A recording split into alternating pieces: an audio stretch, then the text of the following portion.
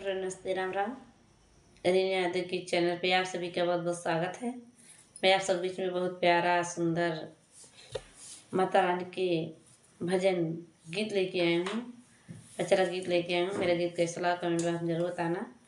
अच्छा लगे तो लाइक सब्सक्राइब शेयर जरूर करना, अपना आशीर्वाद दुलार जरूर देना। आप सभी का बहुत बहुत धन्यवाद। गलिया की गालिया में घुमली मालिनिया हो के लैना, हमारे डेलारी के पुलवा हो के लैना, हमारे डेलारी का पुलवा हो के लैना। अपने मंदिरवा से निकर शीतला मैया हो कि हमारे बहिना, तोहरे डेलारी के फुलवा हो कि हमारे बहिना।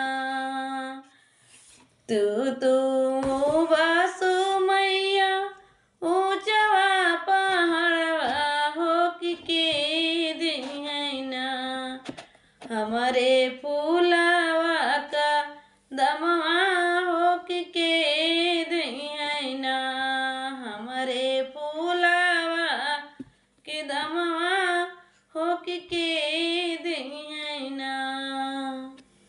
गलिया की गलिया में घुमाई मालिनिया हो के लैना, हमारे डेलारी का पुलवा हो के लैना।